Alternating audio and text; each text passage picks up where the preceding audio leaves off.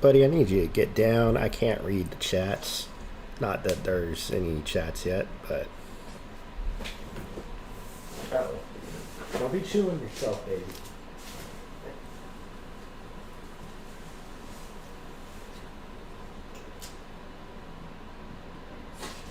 Bless you. Oh, goodness.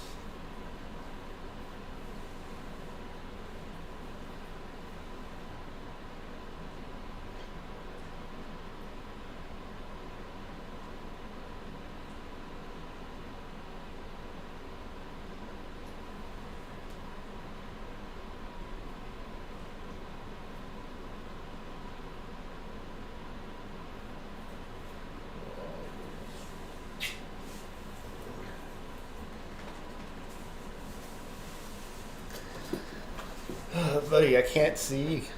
I need you to move. Wow. Oh. Alright, what's up? You ready to spend some money with me? I mean, it's not like we don't have the free version for a month. But can you hear me out there in radio land? The microphone, I explained last time, I don't like it up in my face. I like to be able to see my monitors. This microphone is fucking huge. It's like literally the size of my goddamn face.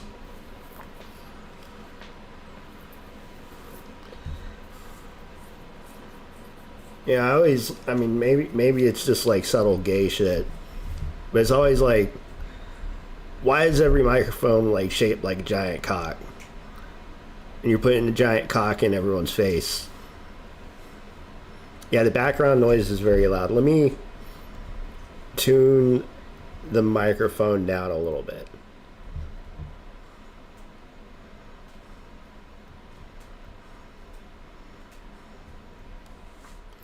See, it's like there's a gain control, and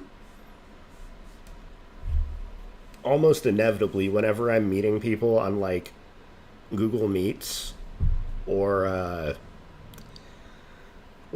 some other web conferencing thing through the browser, almost inevitably every single one of these services will like actually automatically adjust the software gain in my microphone without my permission at that. And I find that very offensive. You can hear the background noise because that's my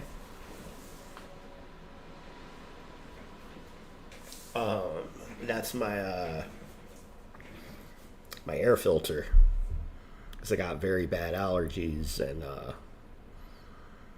much as I like San Antonio, it is by far one of the worst cities for allergies. It's been a long time since I've been tested, but I mean, not to mention I'm living with a cat and a dog. That ain't helping, but that's one of the reasons I've got such a powerful air filter to begin with, because it's one of the only ways I can really live with a cat is having really clean air around me. I actually haven't taken pseudoephedrine in weeks, maybe almost months at this point. It's kind of good, but at the same time, I've had to change my diet a lot. I've had to like do a lot of shit in order to breathe easier while being, environmentally pressured by this little tiny cute kitten that just happens to be my number one allergy.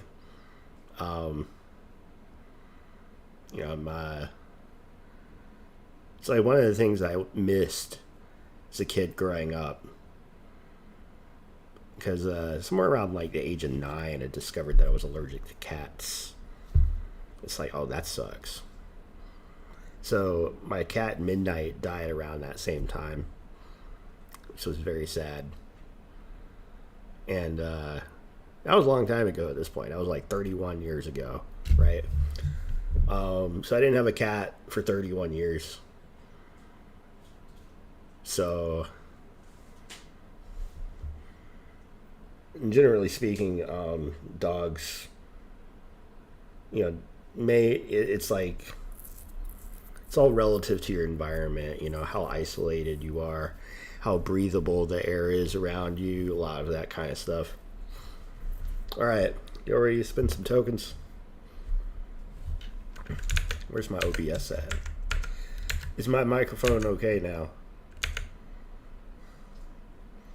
Just want to make sure that y'all can hear me with it not being super up in my face. Because I also plan on, playing the game audio, and we may or may not watch one or two things. Actually, going into this, the whole meme, the title that the title of the stream.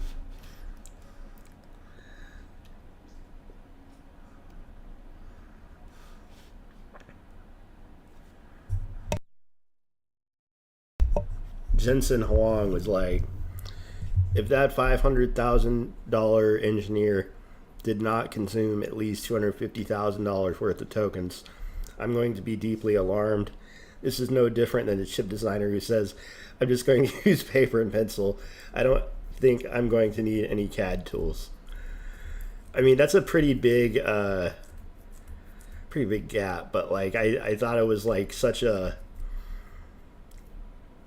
it's like such a blown out thing for like any tech CEO to say at this point. Like, there is this almost like super retard strength mental energy going into this, where it's like, we need to have as many agents doing shit as possible. It's like, dude, I can't even vet the code of one agent fast enough to keep up with it. Like, let alone multiple agents working in synchronous with each other. It's like, how can you trust anything that's going on underneath the hood at a certain point? Like, I've been very careful to engineer tests and to manually verify as much of what is happening as possible. Now, that said, the code base has moved very fast, and I'd be hard pressed to speak exactly about every single change that's happened, because at this point I have almost added double the amount of existing code in a week and a half period, but it has not been without fruit. Like, there are new features. There's been a lot of cleanup in the organization and orchestration of systems.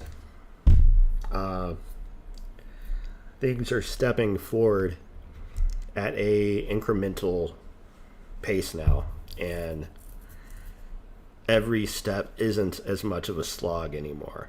It's like, and so long as I try not to overcomplicate things,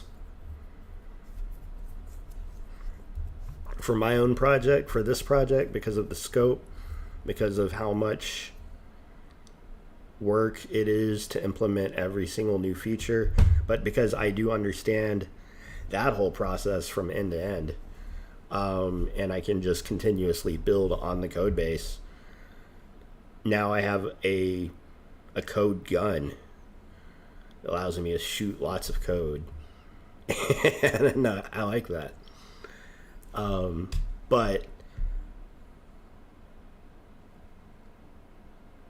how many tokens am I going to spend in a year? Is it going to be 250,000?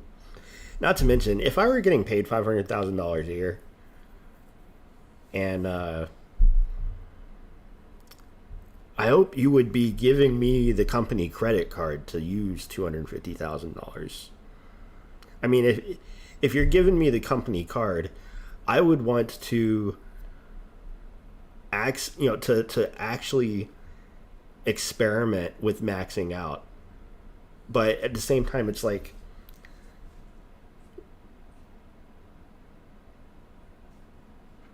is this, like people don't talk about creating new projects versus upscaling and re-architecting and improving old ones.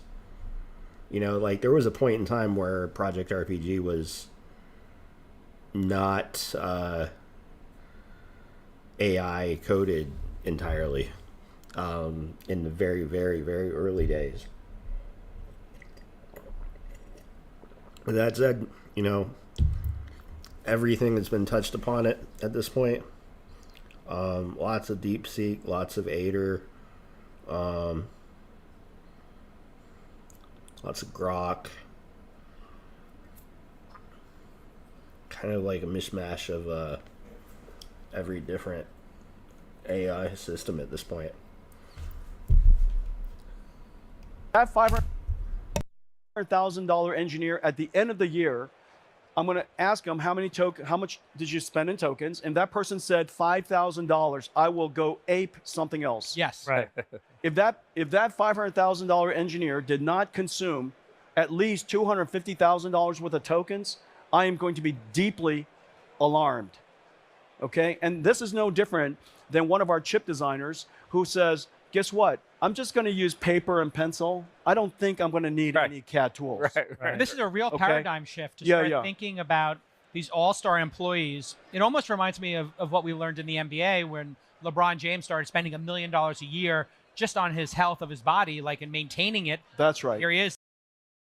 This motherfucker comparing maintaining your body's health to how many tokens you're spending. I would still think that the goal should be maximization of token utility, right? Like, you shouldn't just be burning tokens just for the sake of burning tokens, obviously. Maybe I'm taking that too literal. But at the same time, there is kind of like a profit incentive, right? For Jensen to encourage people to pay for tokens and to continue to put hardware pressure and demand on the AI companies themselves by increasing the amount of demand for the services themselves. The more people buying tokens, the better for him, ultimately. At age 41, still playing. It really is, hey, if these are incredible knowledge workers, why wouldn't we give them superhuman abilities? That's exactly right. Where does that go? If we extrapolate out 2 or 3 years from now, what is the efficiency of that all-star at NVIDIA and what they're able to accomplish? What do they look like? Well, first of all, things that wow, this is too hard. That thought is gone. This is going to take a long time. That thought is gone. We're going to need a lot of people. That thought is gone. This is no different than in the last industrial revolution. Somebody goes, boy, that building really looks heavy.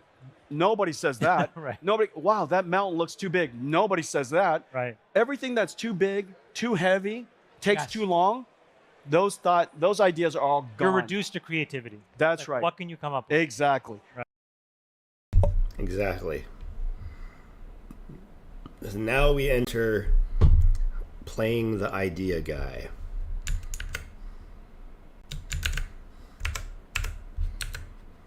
Welcome to the future. I'm your host, Dark Mage.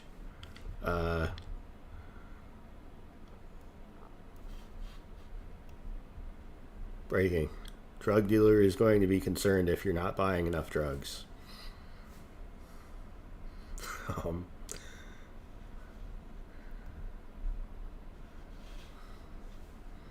Okay. So, with that said, let's spend some tokens.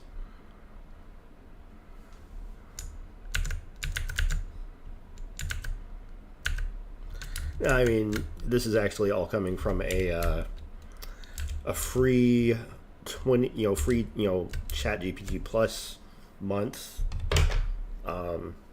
They didn't sponsor or anything like that. I'm just disclaiming. The benefit of this is, even though there is technically a cap at a 5-hour mark and at a daily mark, I think, I have yet to hit it. I'd be very curious to actually try, but I also don't want to try in a way that's sloppy. I want to try in a way that makes sense, We're not just going to sit down and grind out like tons of crazy other projects either. I think that if we were going to attempt to do this, it would be kind of nice to focus on the game itself. So let's merge the changes that I made off stream back in.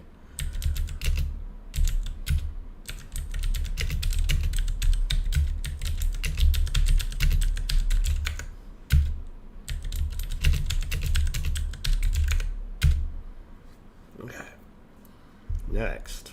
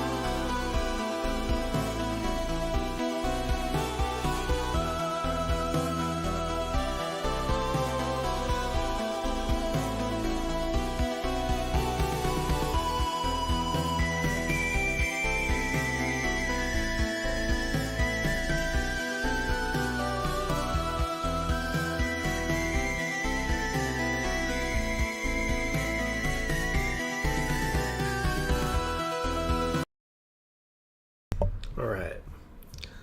That's where we're currently at.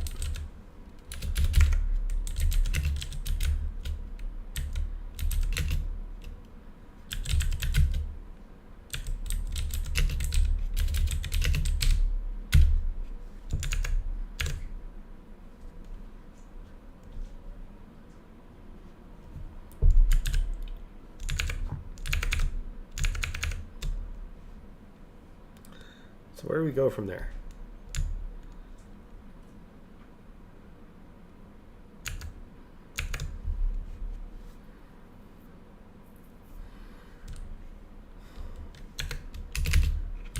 See, one of the better workflows with actually I'm very hesitant about automating commits.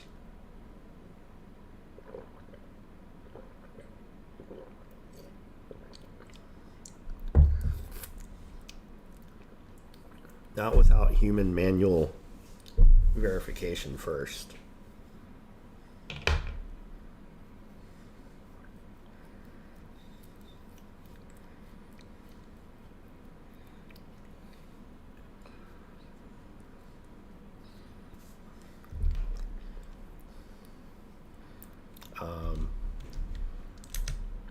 Let's see.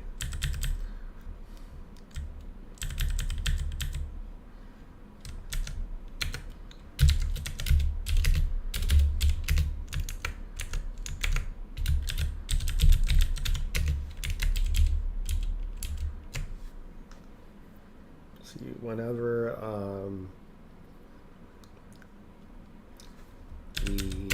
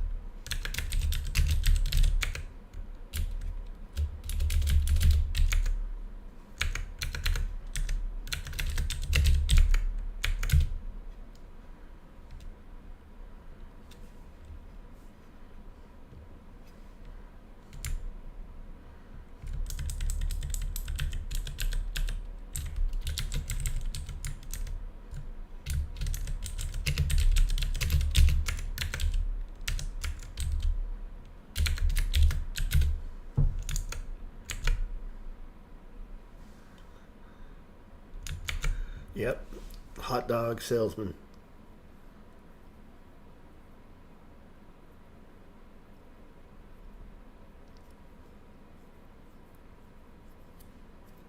I got like an itchy type of eye situation going on or something over here.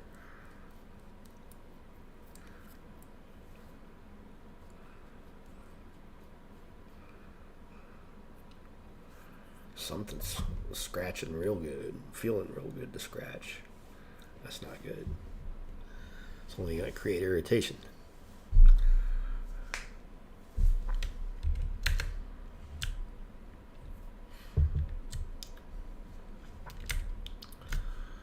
All right.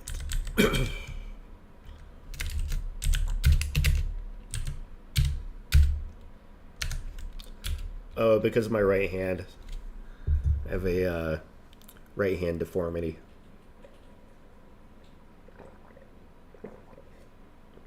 As me, it's kind of fucked up, but you know, it's like, you know, the one thing that I think most people notice right away about me when I meet people IRL.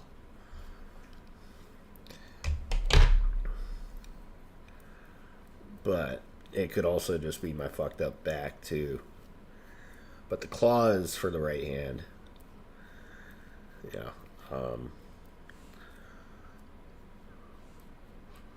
My friends growing up used to make fun of me for being short. They're all like 6 foot tall. I've been 5'1" my whole life.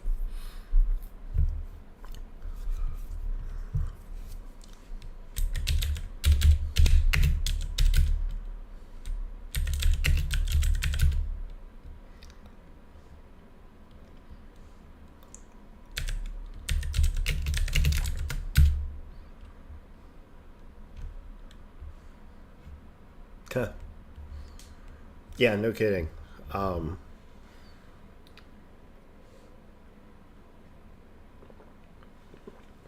My body also doesn't require as many calories to operate throughout a day.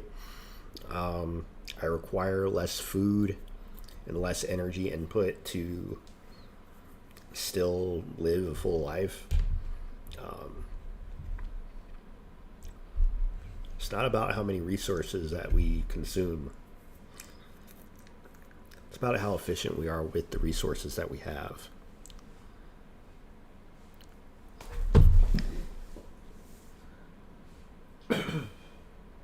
Ain't that right?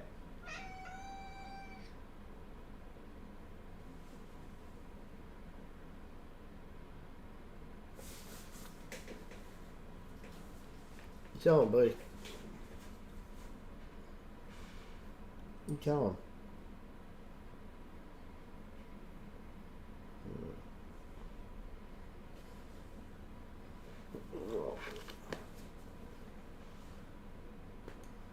Oh, thank you. Oh, that was a good crap.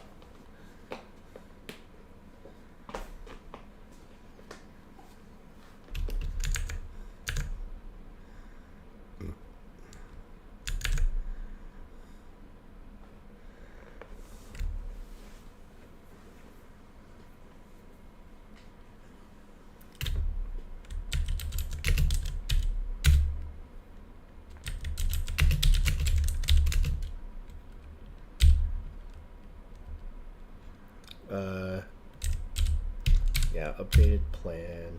All right. Typically, my workflow with Codex is something like the following. When you have a repo or a branch that you know is good and you're ready to work on it, first things first, check out a new branch. Get checkout -b, name of new branch.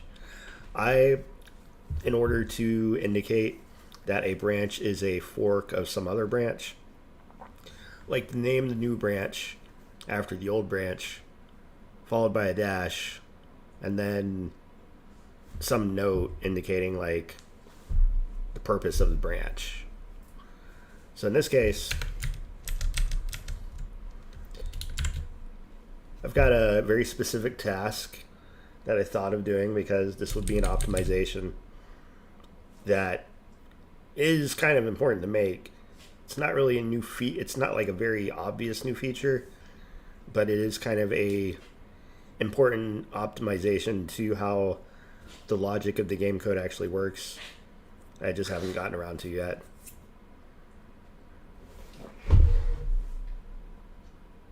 You okay?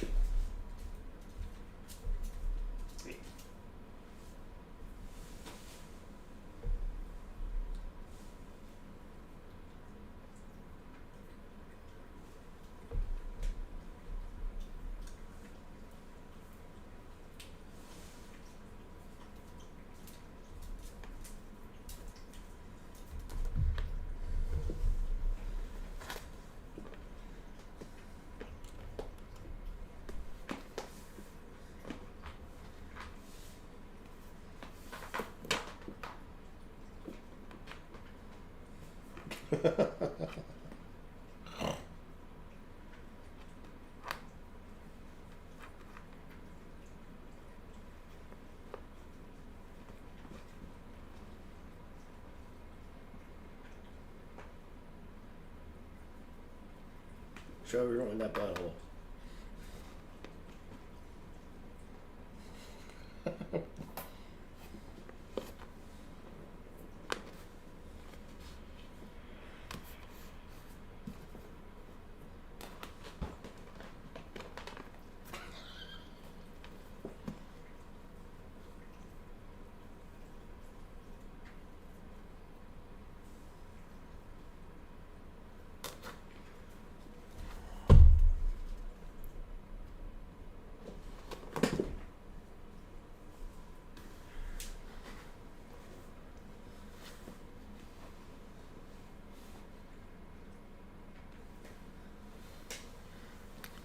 He likes to sit behind me too.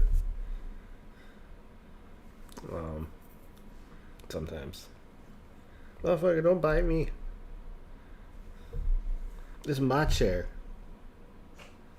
But yeah, you get out of the chair. You don't bite me in my chair.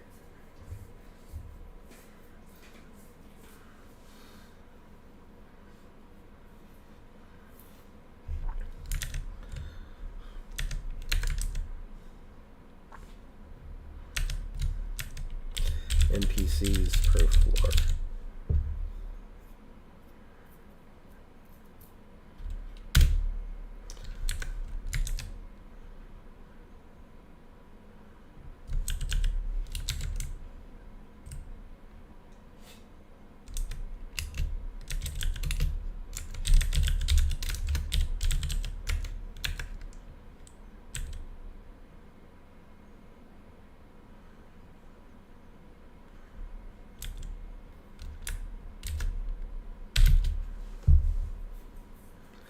This is a very loose definition of what I'm looking for. Effectively speaking, what I know is happening at the moment is that on a turn-by-turn basis, we're actually looping through every entity in the whole game state, which I think is really overkill, right? Like, realistically speaking, the only entities that should, or the only NPCs that should be handled are going to be NPCs that are, like, on the current floor. And there's several loops involving the NPCs, right? Like, originally it was like, okay, just loop through every entity ID because everything's all in kind of like the same space. But as we've gotten to this point, I've realized, because when you're on the top floor, you can actually hear, and even when you're on floor 2, you can hear floor 3. You can hear things happening on floor 3 while you're on floor 1 and floor 2. And part of the reason for this is because the NPCs are being iterated over totally sequentially, regardless of what floor they happen to be on.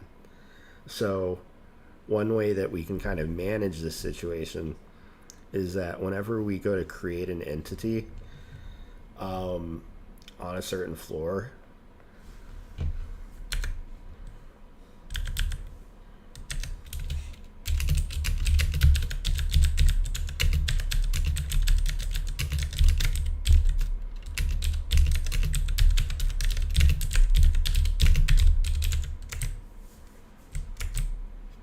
whenever we create an NPC on a certain dungeon floor, we need to add,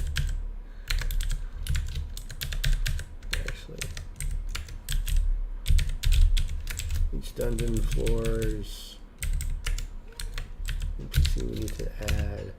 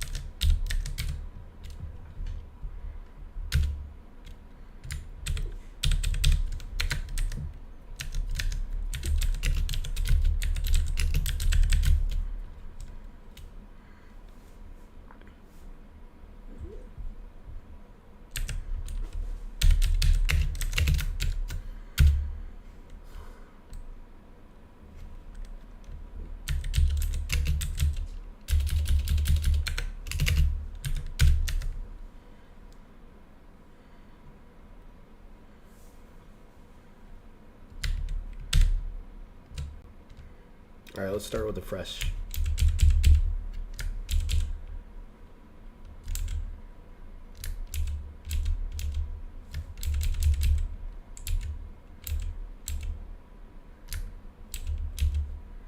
What's the best font size?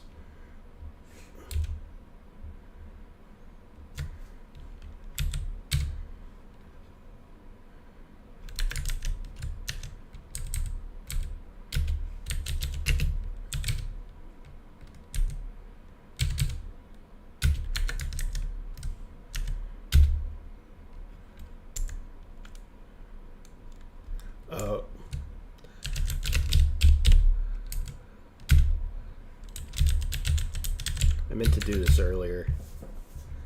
I think my baby's got to go do some business here in a minute.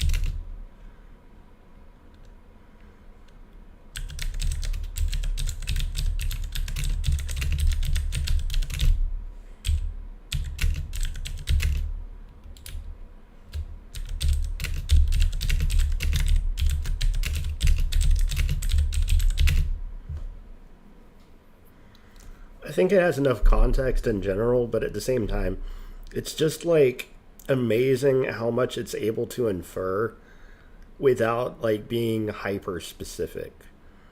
You know, figuring out exactly how specific. Because I see people's Claude skills files and they are absolutely overkill in some cases.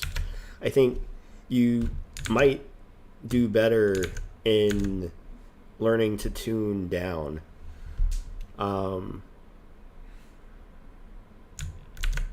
Hell yeah. Funny title, made you click. That's right.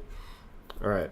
My dog's got to go do some business, so this is a perfect time for us to hit enter and turn on some doom metal.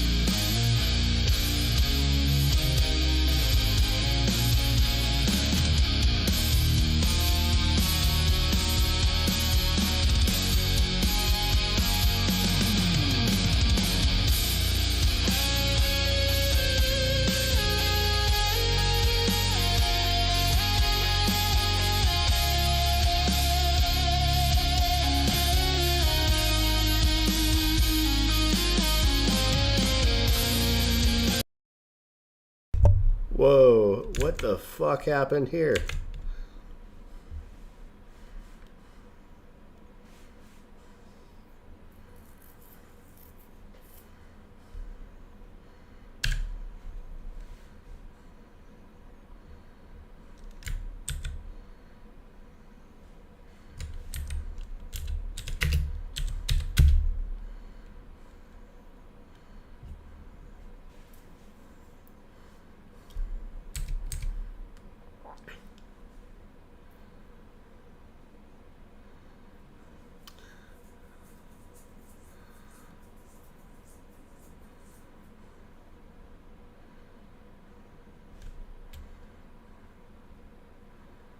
It should be able to just fucking do shit. Like,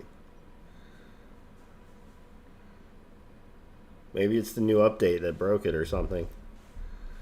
Let's try that again.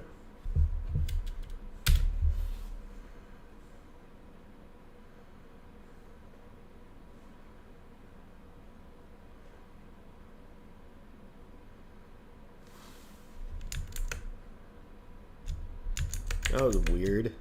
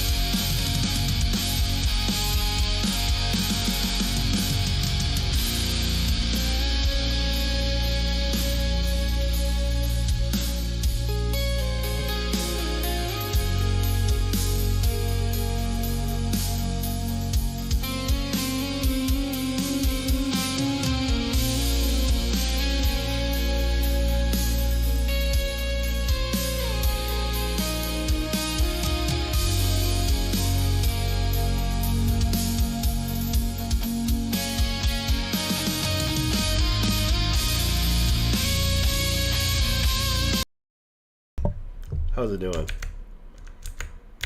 Okay, no hiccups yet. That's good.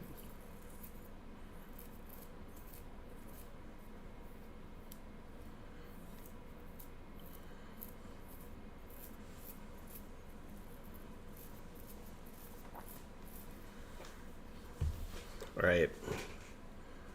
Our goal this session is to push the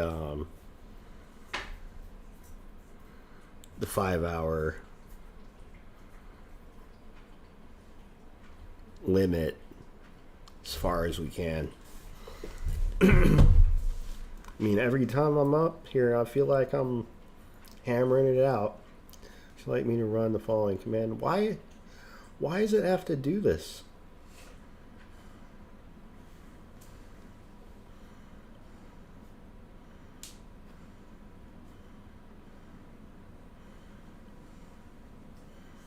Okay, fine.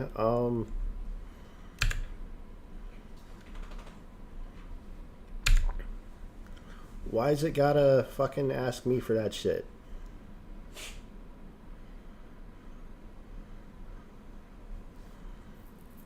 I'm not a happy fan of this update.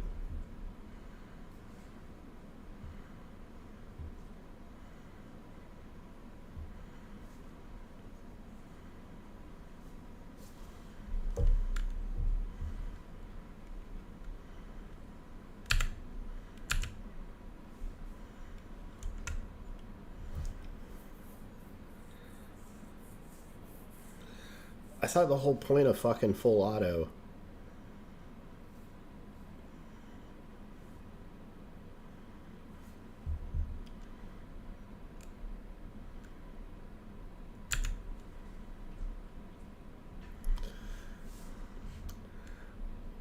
Man, this sucks.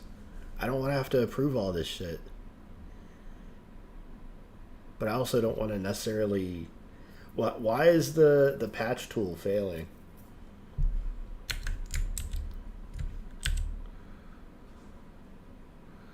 BRAP.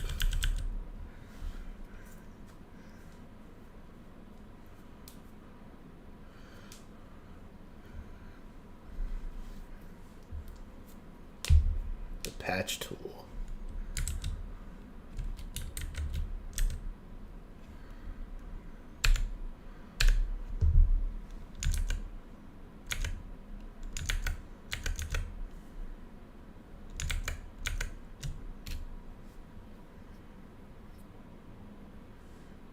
Man, this update fucking blows.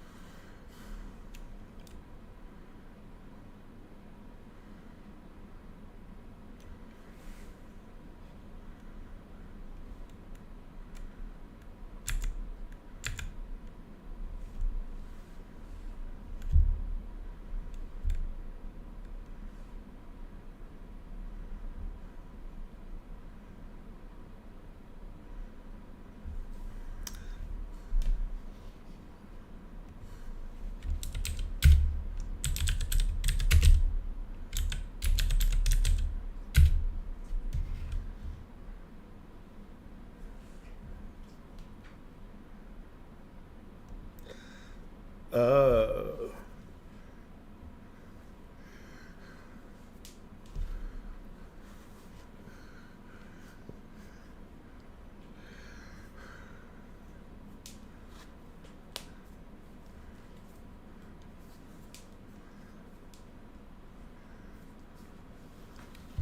Interesting.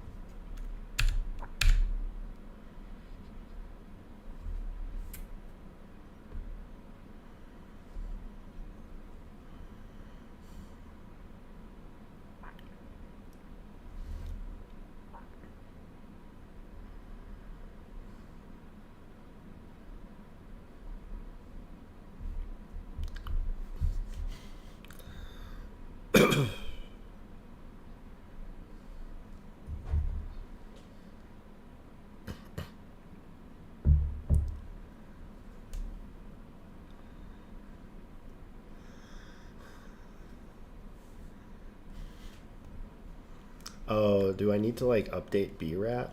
Like,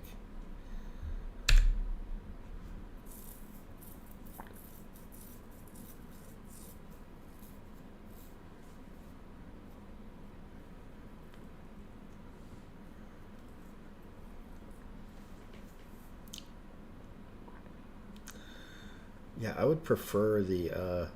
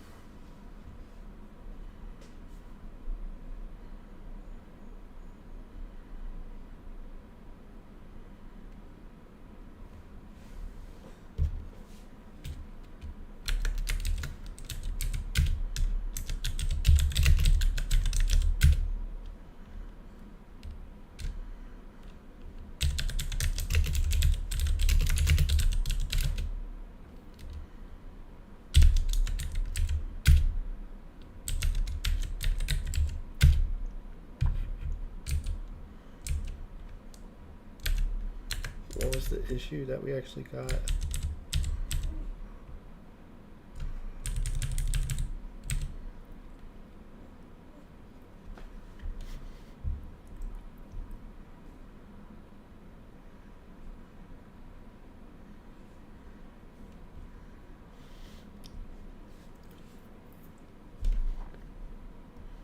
Codex failed to apply patch.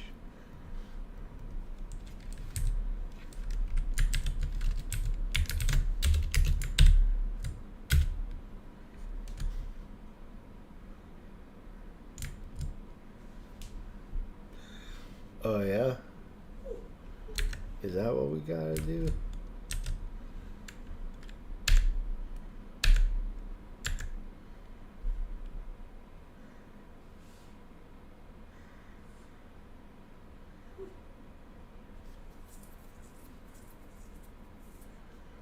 Oh, we gotta have a current version of bubble wrap.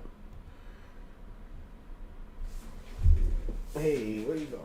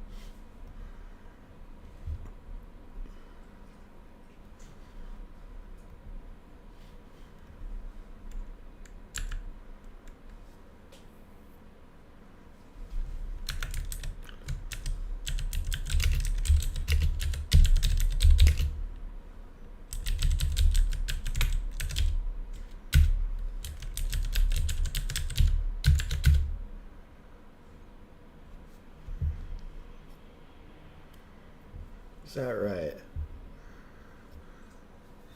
It says it's the newest version.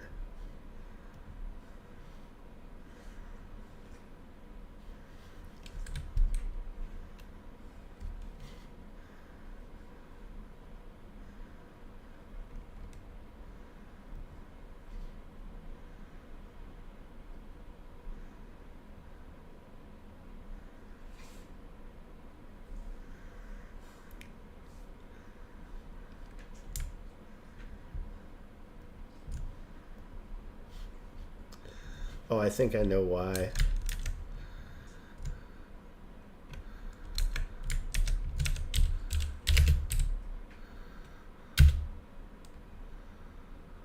Oh no.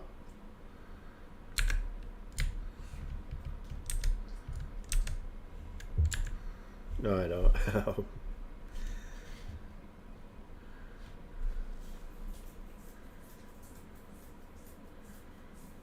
Hey, not bad.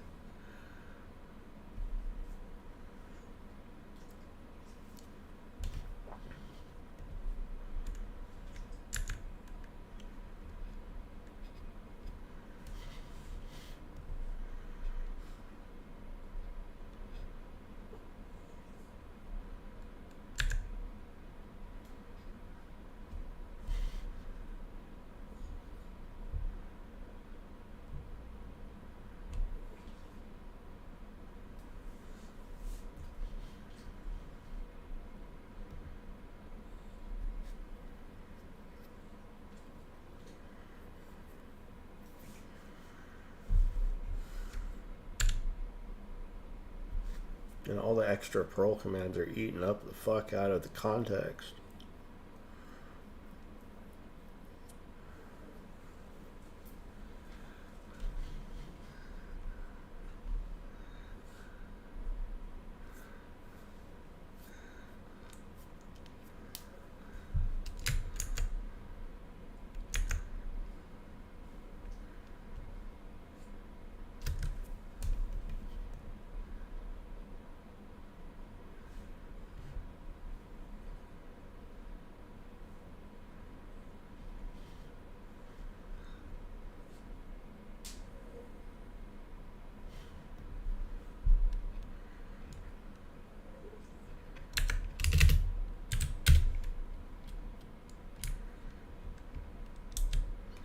It says it was successfully implemented, though.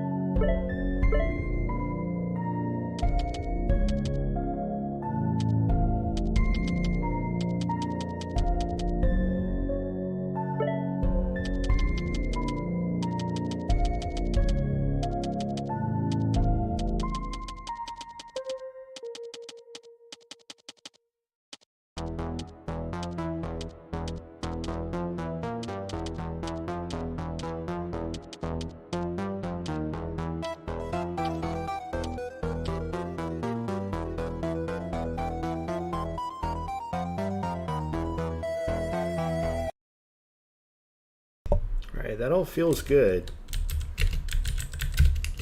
And I didn't see anything necessarily objectionable in the code. It's really not that many changes.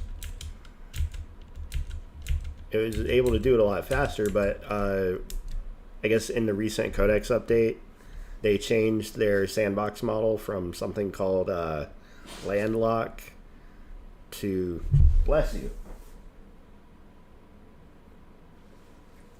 from something called landlock to bubble wrap.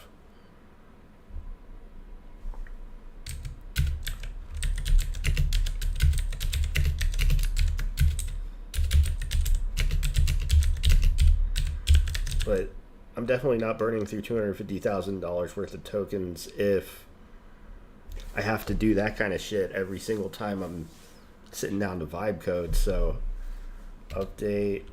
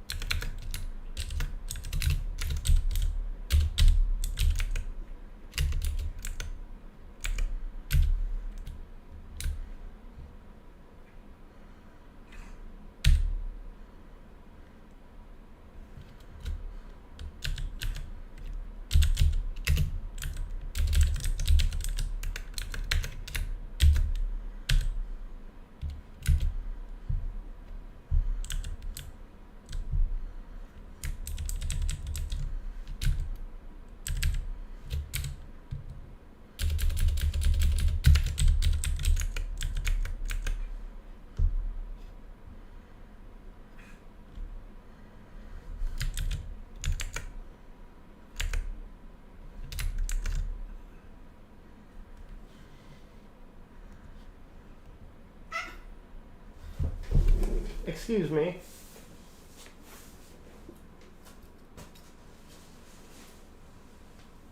Can I help you?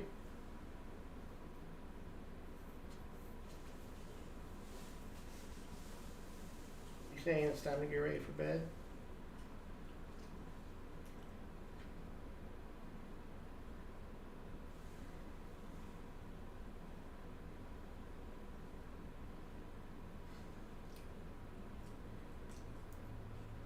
You're like, stop fucking around with those tokens.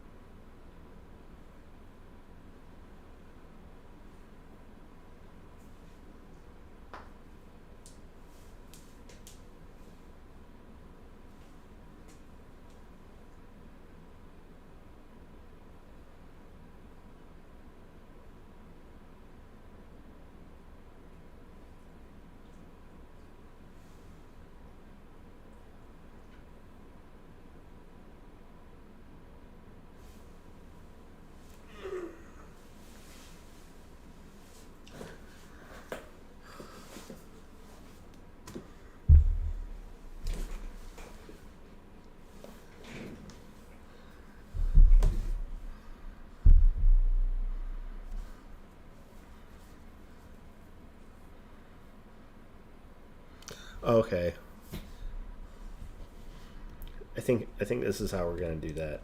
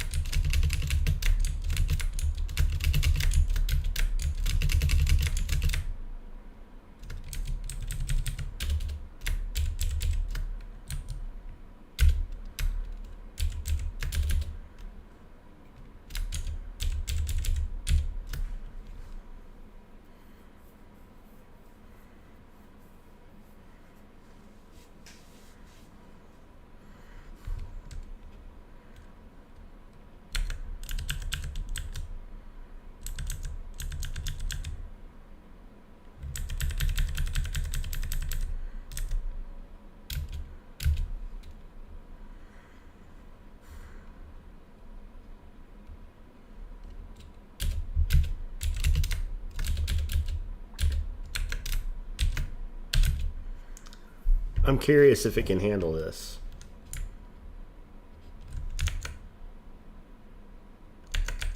What do y'all think?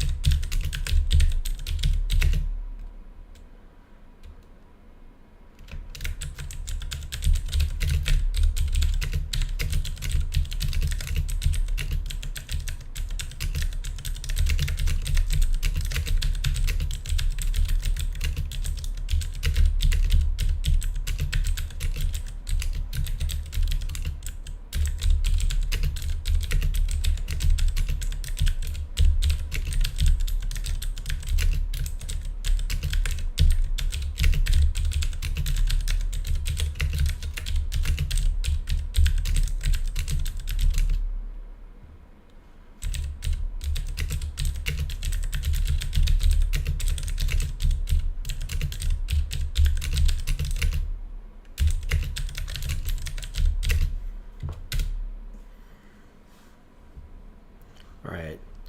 It better not start throwing me a bunch of fucking Perl permission fucking bullshit, right?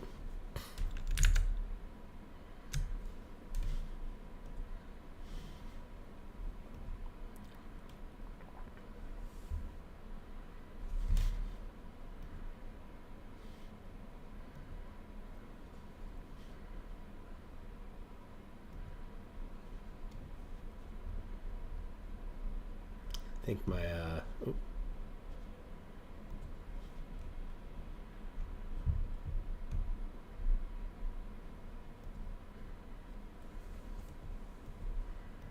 this would explain for something here.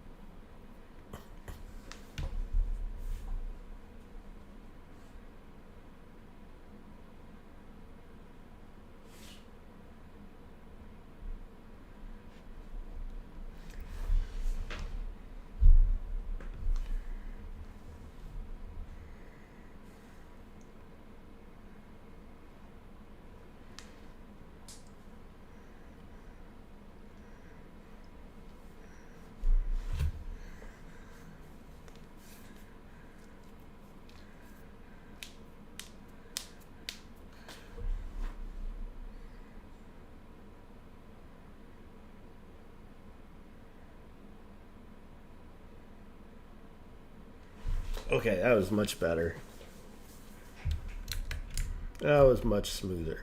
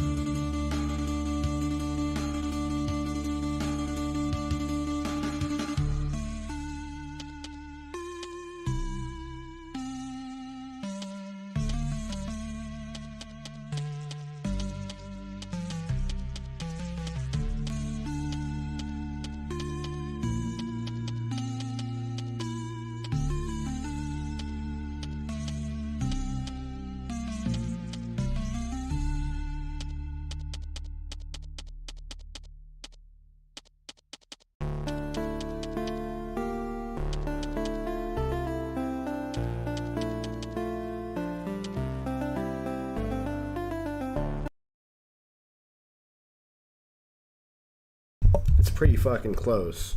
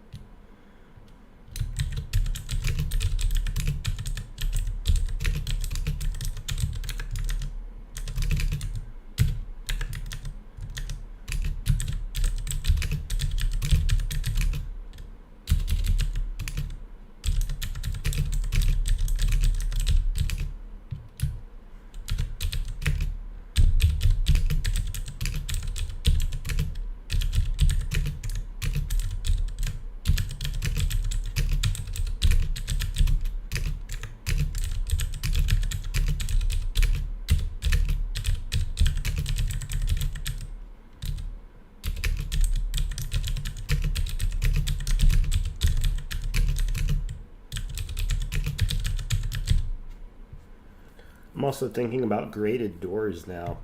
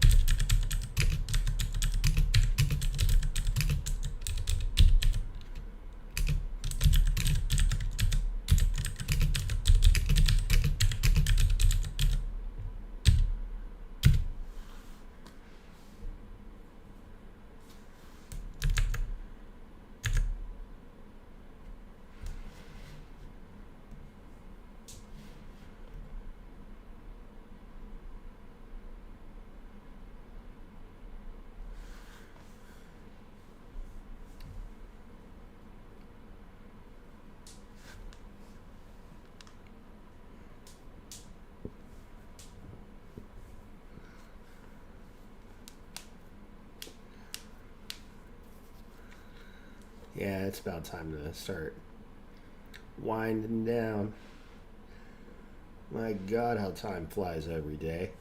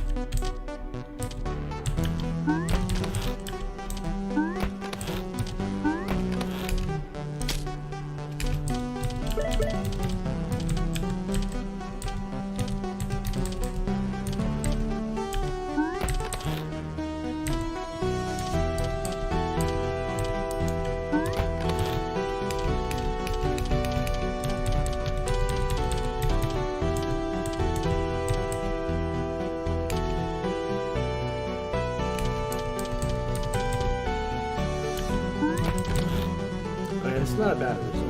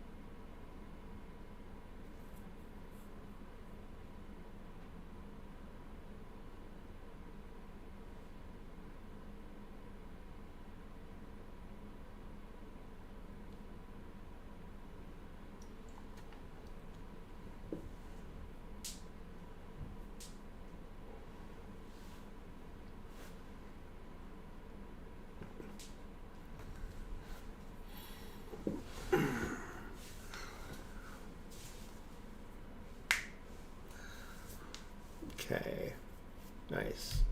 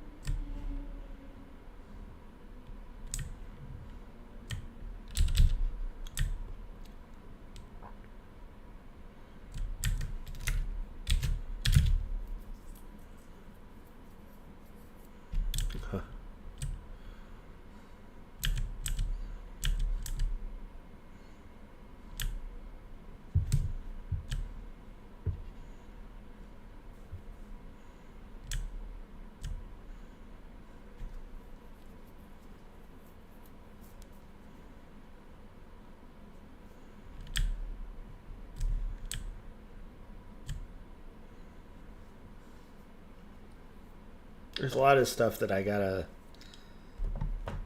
think about with regards to next steps with the game.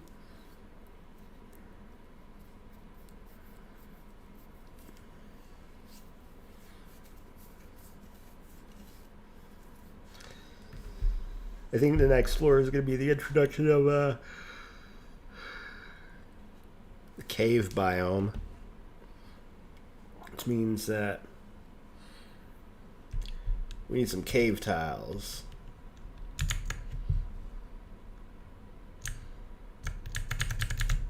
So I got 2 instances of ASCII sprite open.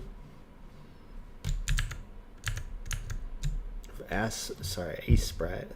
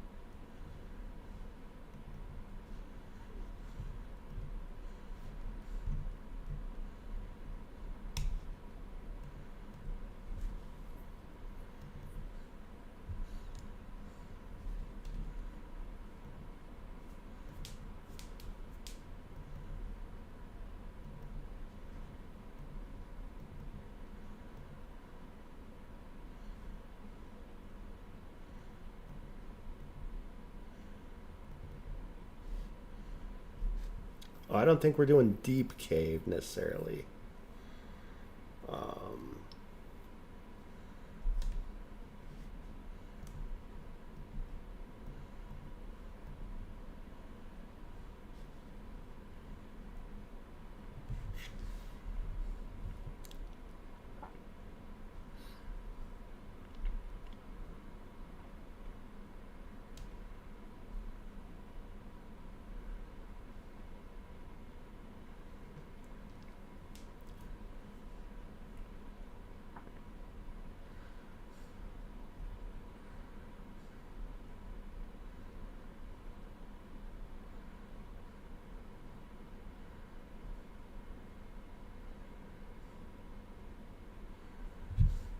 Maybe we should actually, instead of a cave, head straight out into the grass plains, like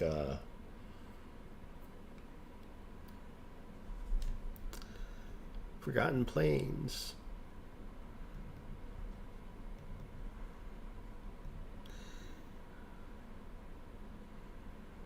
I wish I could use all of these assets. See, this is like the pre-rendered with you know, it's kind of got some fuzzy level of detail, and it's also a mock-up. There's certain aspects that like in my game, the ramps don't necessarily play nice with how things are organized from a like level design and architectural perspective, right?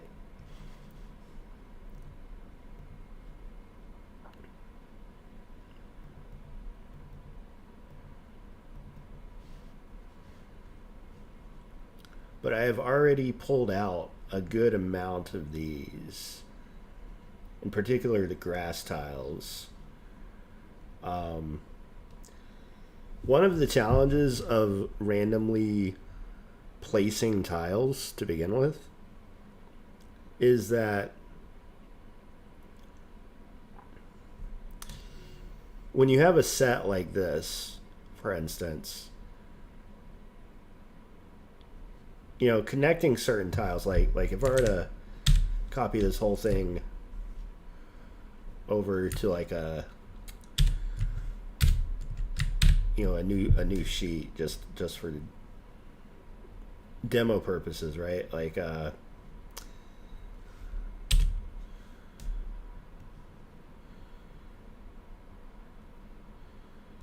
taking this whole thing, If we like just drop it right next to that, it makes sense, right? Like logically, like two connecting edges, and they have the same green connecting spot. And similarly, I could even go over to this one and connect those two sections very nicely, and it makes sense. Down here, it makes a lot less sense because the water just immediately gets cut off by that green line right there, and it just doesn't look all that great.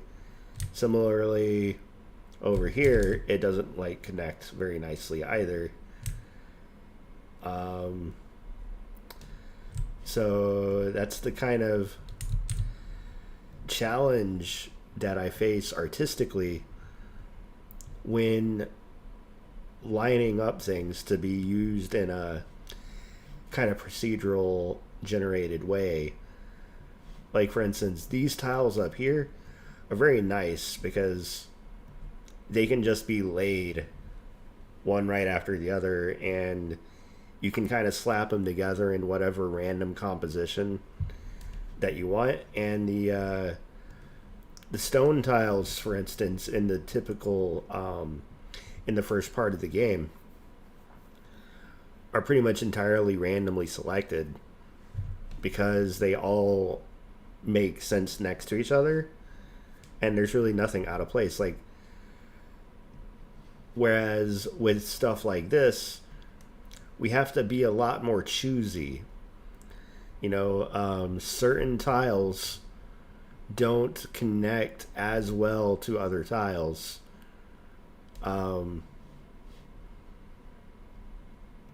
So like if we wanted to, you know, compose like a totally randomly generated thing using a certain part of the tile set, then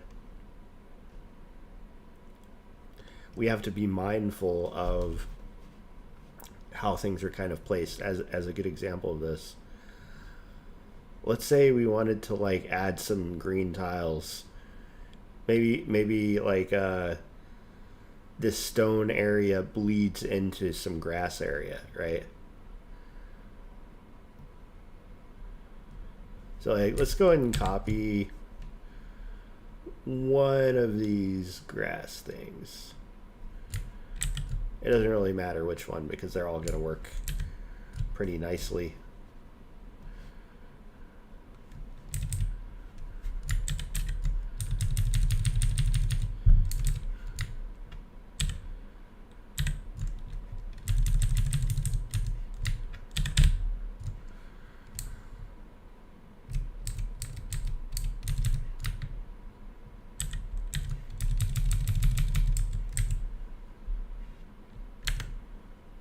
So as you can see, we can kind of give this appearance of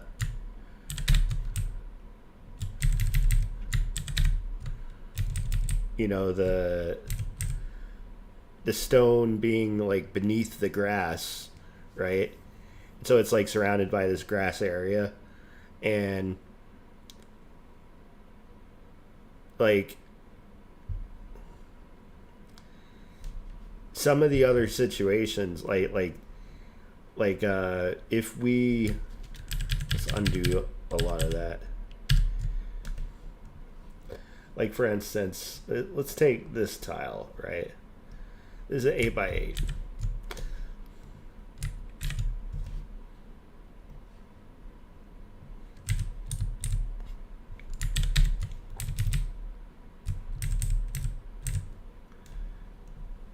So putting those next to each other doesn't look hyper bad, but like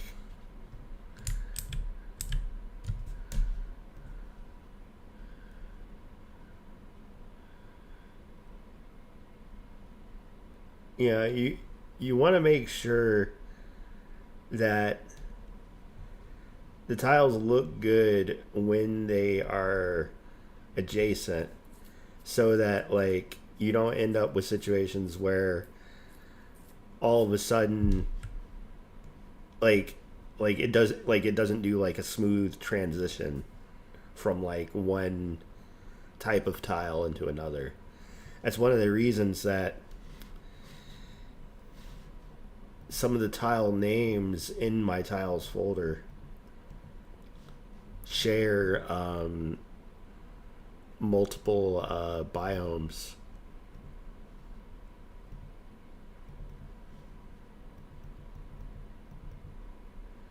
Like dirt grass, right? Like I actually individually snapped out each one of these because I was too lazy to write out like a sprite sheet slicing kind of system. I was like, okay, fuck it.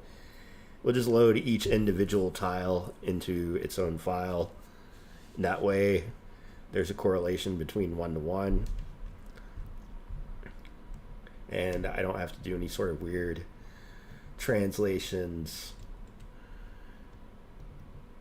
So example, here's stone grass, right? So stone grass 0, you know, if we were to just like drop it down here somewhere,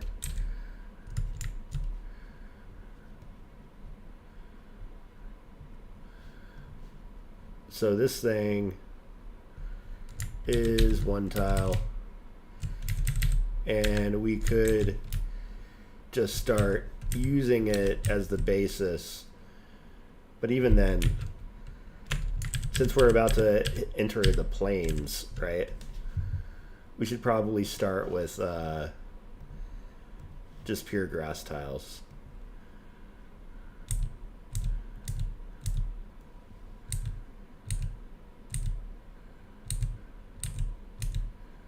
I'm not sure why I had this one so early in the bunch. This one's number 4. The first grass tile's this one. This might actually be a little bit too grassy. I don't know. But the grass tile set is going to be kind of the basis for the grass plains biome, which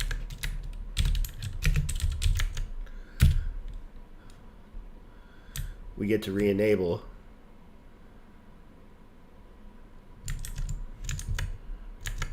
Whoop-de-doo. What tokens? Exactly.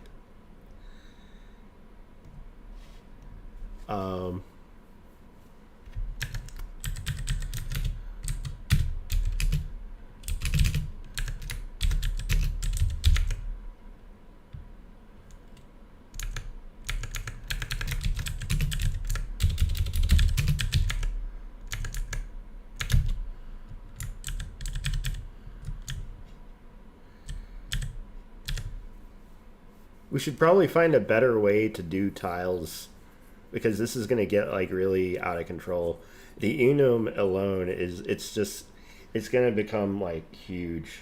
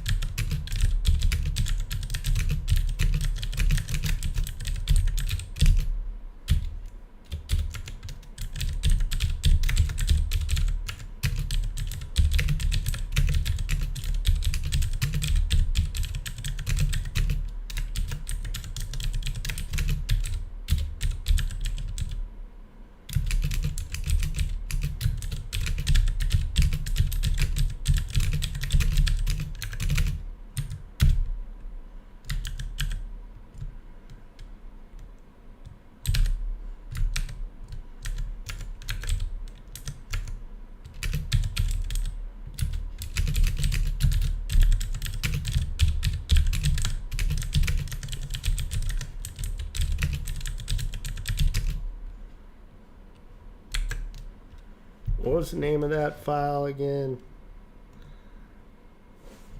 Grass 00.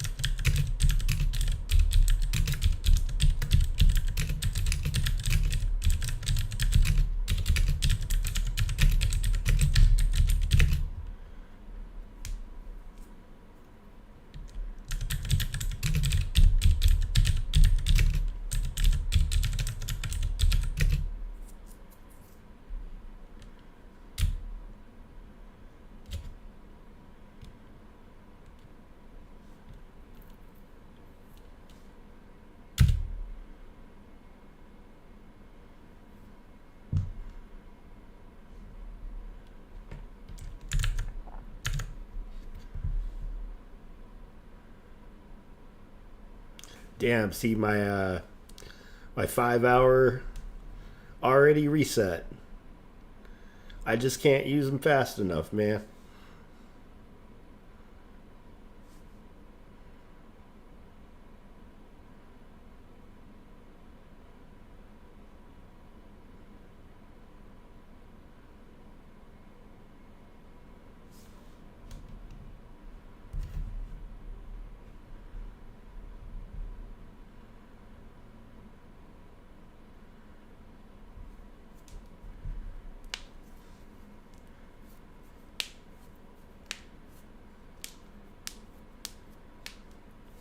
Damn, I've already been live 2 hours. Shit.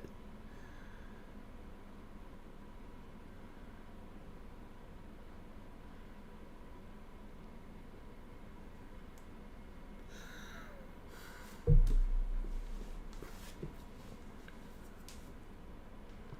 think about time to have some toast and then start getting ready to hit the hay. I think we'll do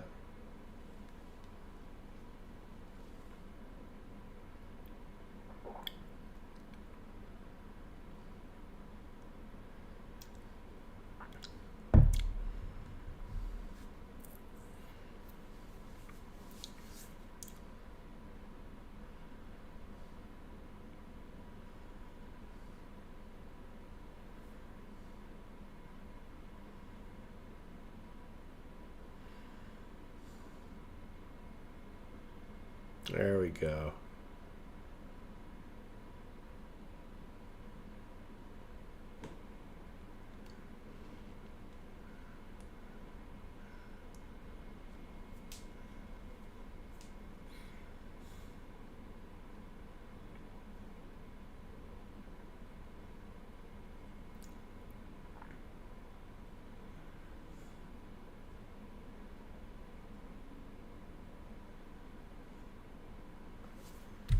Okay, let's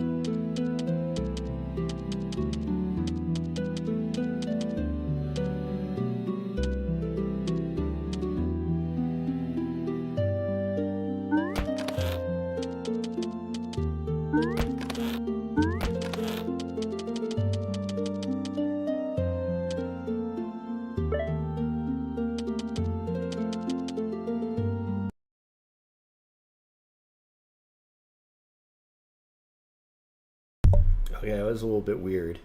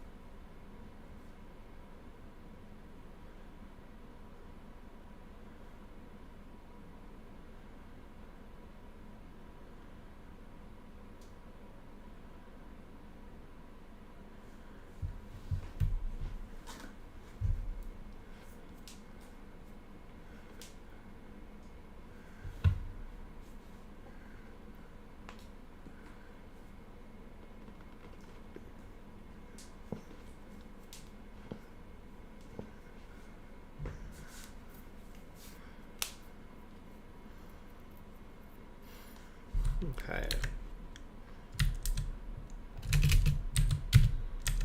Is that right?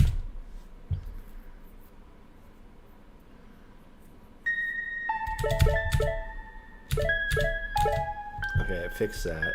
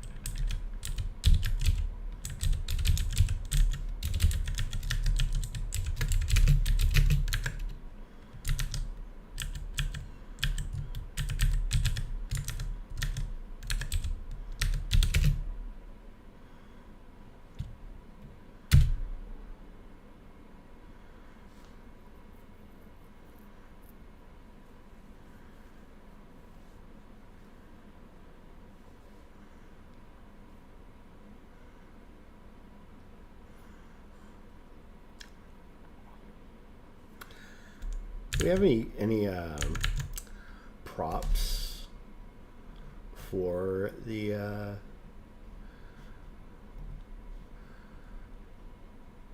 guess technically the trees?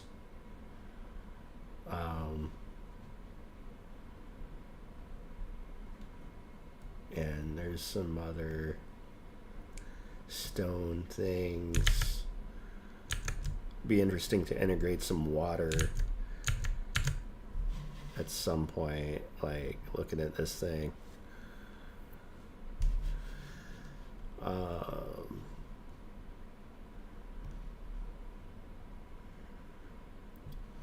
Flowers.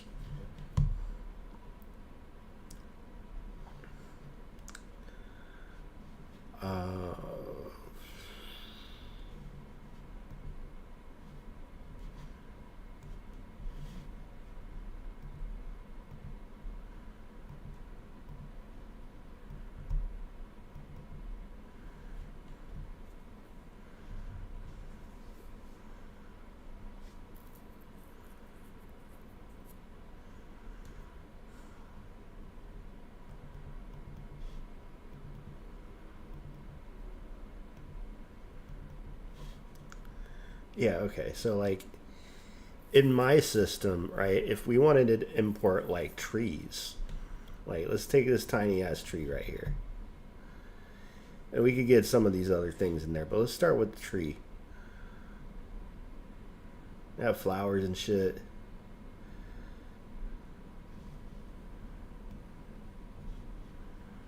I think flowers would probably have to make like an item, that way you could pick them. Props are really meant more for like moving around. Like you're not going to be able to move a tree around, right? You might be able to chop it down at some point. But like, that's a big motherfucker.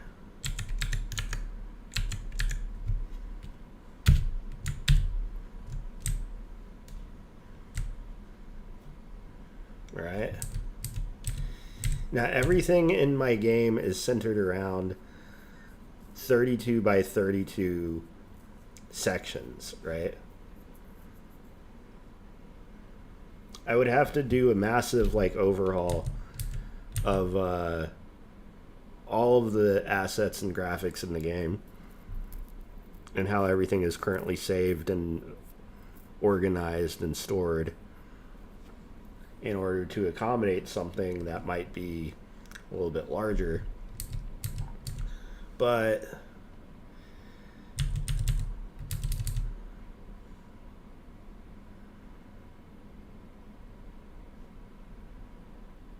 and here's the real problem here, right? Like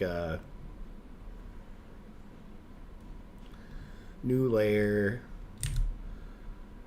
So like,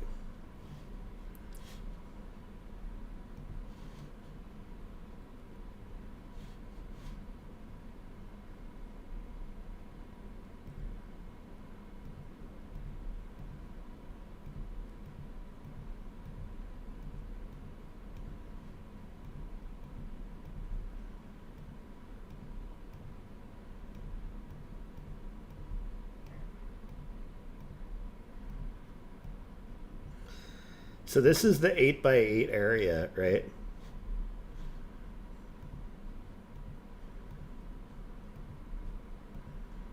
See this? This is like an 8x8 sign. See that? That's 8x8. See our dude, our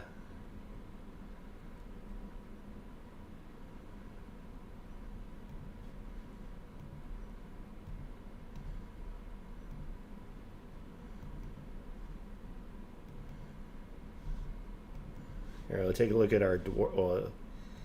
Dwarf is a little bit short and fat. Let's do human idle. So you see our guy here, right? Like we're gonna pull him out and compare him to a tree. All right, so he just barely fits inside of this box,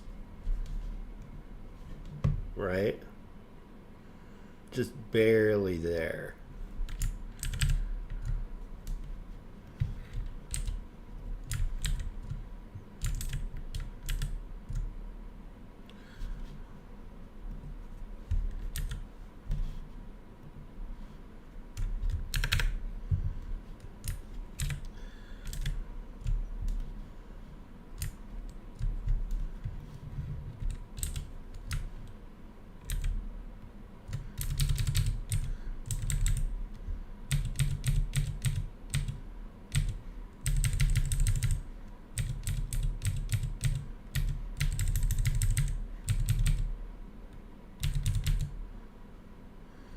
So this is pretty close to center, right? You know, like I generally think this would be pretty damn center right here. So you got this tree. How does the tree compare to our guy?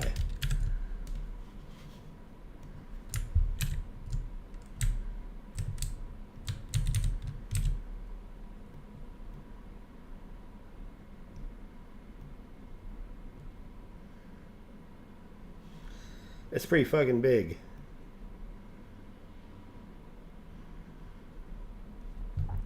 And positionally, this creates a weird kind of situation, right?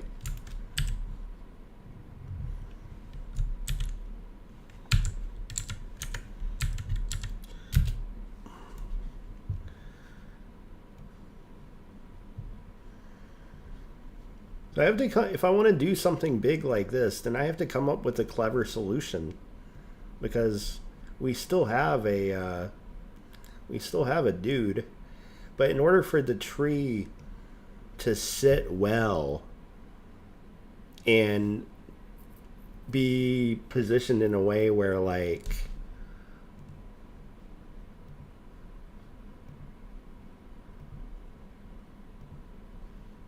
let's see.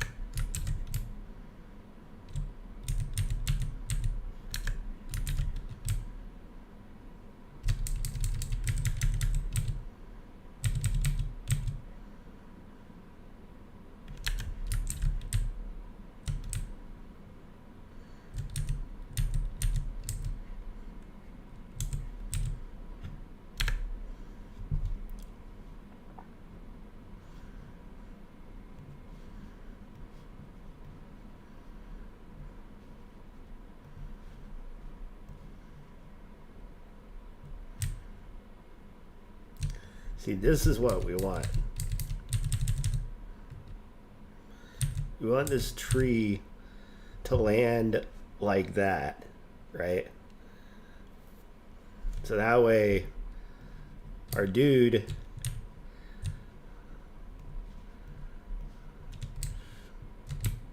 can hop on over here. Oops.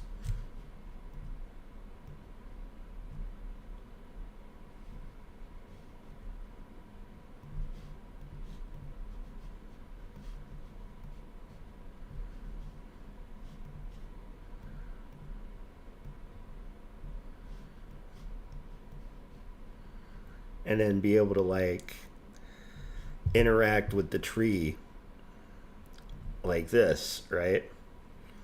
But in order for this to be something that I can actually do, because as you can see, this area for all of these is 32 by 32 each.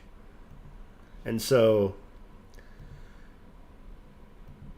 just thinking through this out loud, I'm gonna have to be able to, in my engine, accommodate for having a tree in a 64 by 64 area.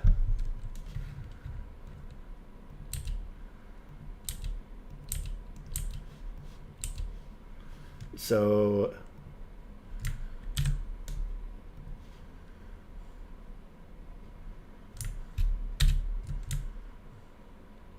is effectively center like for the tree is if the tree is a 21 by 25, then 10 pixels in, that's right there, that's pretty close to halfway, right? Like if we want to call this half, call this half one way, it's pretty close. And then if we go down 1, 2, 3, 4, then the base of the tree ends up centered on the tile that it's meant to get rendered on.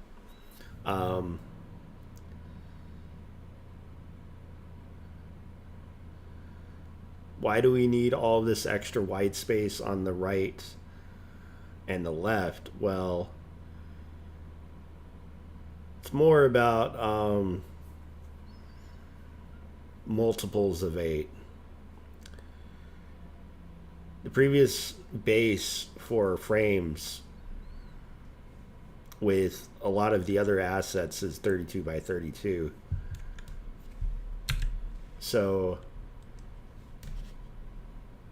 not to mention having a bunch of zero space, it's not really a big deal. It's still going to end up like a pretty small file.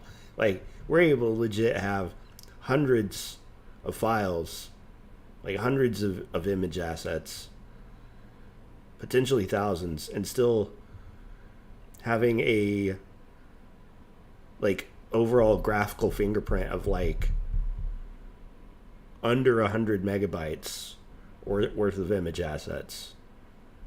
Like, it's ridiculous how much stuff we'll be able to actually fit into the game working with graphics of this tiny size. It's kind of nice. It looks like our stuff over here is ready to go.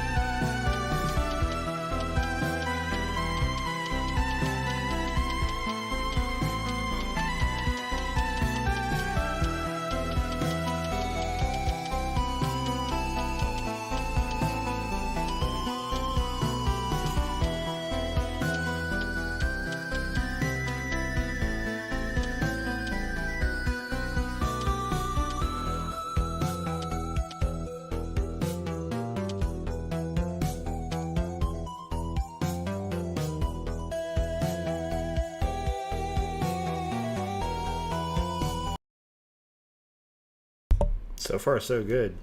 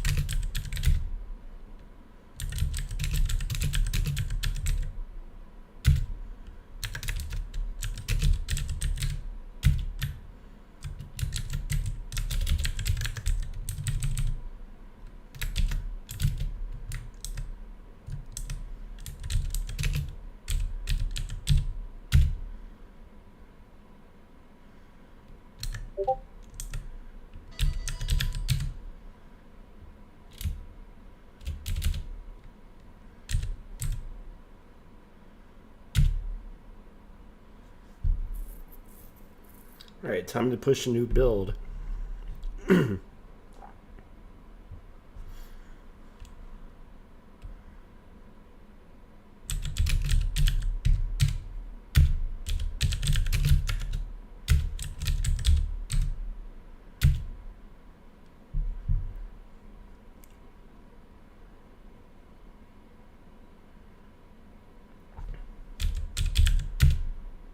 All right.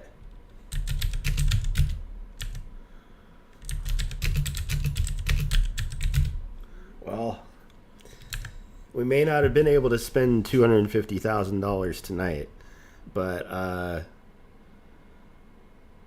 you know, it's really good to have the code gun available, and to use it to move things forward. That said, I wish I were more creative to like come up with some cool side projects and stuff, but legit, you only have so much bandwidth in your brain. You know, like, burnout's some real shit. And we gotta do what we can every day to fight that shit, because burnout fucking sucks. And take care of yourself. That's the evil dojo way. That said, I'm gonna get off before it's midnight. As you can see, my cat right there, and my dog sleeping in my spot. I love those babies so much. God damn, I'm a fucking old fart now. All I care about is doing my computer thing and spending more time with my animals. So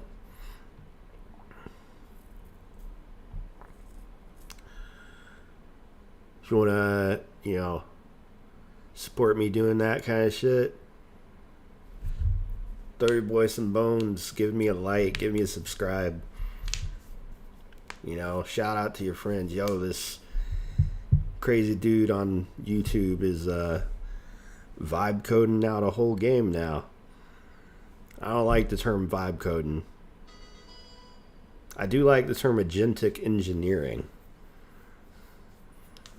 or coding with agents, or because, you know, at a certain point, like, I got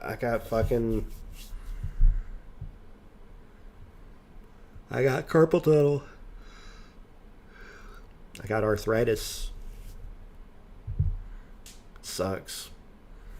anything I can do to kind of make it easier. I'm not fucking brutalizing my wrists all the time just typing stuff out.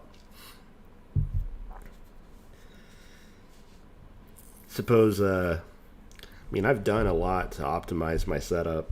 It's really hard finding the perfect place to place my hands to type in relationship to like where my eyes and my head should go, where my monitor should ultimately fall, you know, like in terms of in front of my face. You know, there's a lot of optimization that has to go into every step of the process. That said, I'll do more tomorrow, probably not necessarily with the camera on, and probably just with music and just grinding out stuff, because talking and being on camera and is like, there is kind of an ebb and a flow to like actually working versus like chatting with people. And I had a really good chat with this dude, not an FBI honeypot, yesterday, over Discord. I'll have to go back and listen to that and clip it out. But all